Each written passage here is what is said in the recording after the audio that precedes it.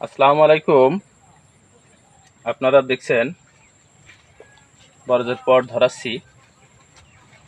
এখন জ্যৈষ্ঠী মাসের কয়েকদিন হয়ে গেছে, নতুন শেয়ার ছেড়েছে বরজে। এই সময় একটু গরম আর রোদ বেশি পড়ছে। রোদ আর গরম বেশি পড়ার কারণে বরজে পচার রোগটা একটু বেশি আসবে। পচার জন্য আপনারা কীটনাশক ব্যবহার করবেন। অ্যামিস্টার টপ দেবেন সপ্তাহে একদিন, আর রিভার্স দেবেন একদিন, আর ওর সাথে পাউডার জাতীয় কিছু দেবেন, যেমন রিডুমিল আছে, নিস্তার আছে।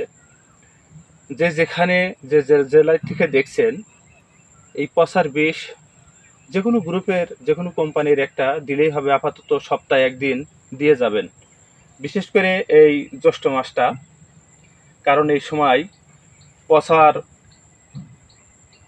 সিস্টেমটা, পচার রোগটা খুবই বেশি। এই সময় একটু নিয়মিত দিয়ে যাবেন।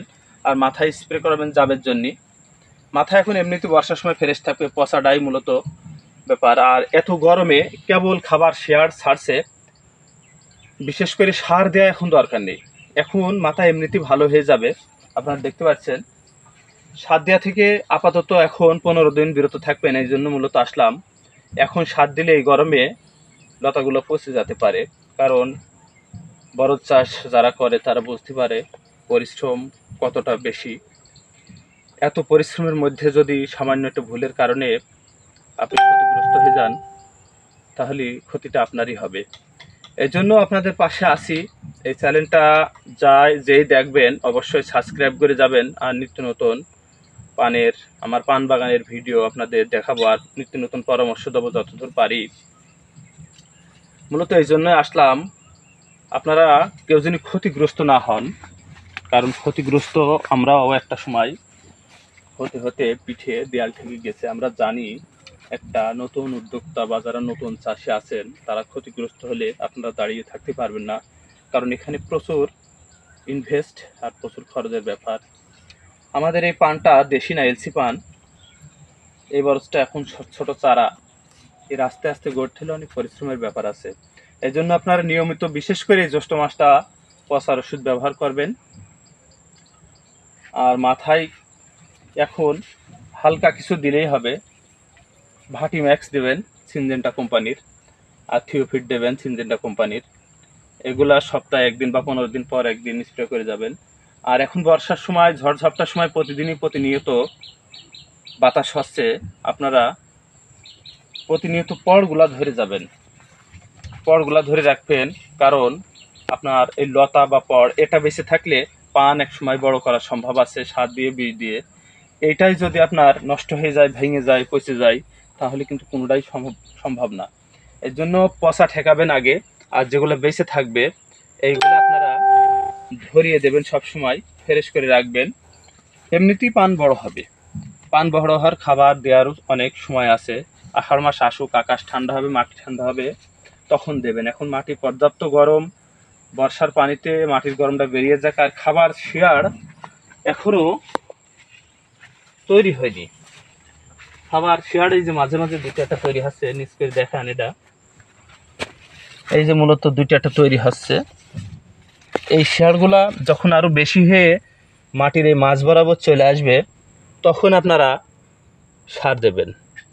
তখন সার দিলে এর খাওয়ার ক্ষমতা বেড়ে যাবে, আর এ দ্রুত বড় হবে, তখন এর কোনো ক্ষতিগ্রস্ত হবে না। আর এই সময় সার দিলে এর শেয়ার কম, অতিরিক্ত গরম, ওর যে একটা মূল শেয়ার আছে, এগুলা ওর যে মূল, এমনি ধরেন ওর যে মূল শেয়ার আছে, ওগুলা পচে যাবে।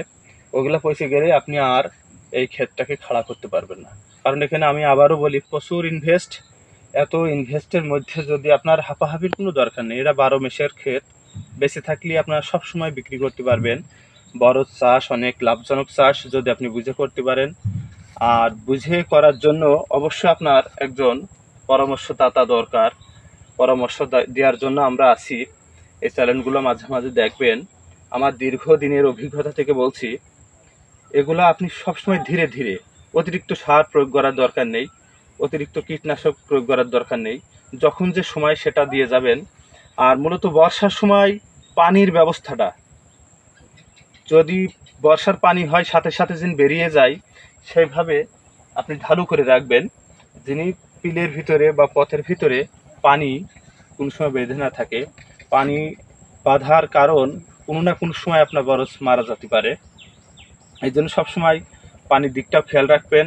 আর পানি এখন সারি বেঁধে অনেকে পানি দেয়, এইভাবে দেবেন না।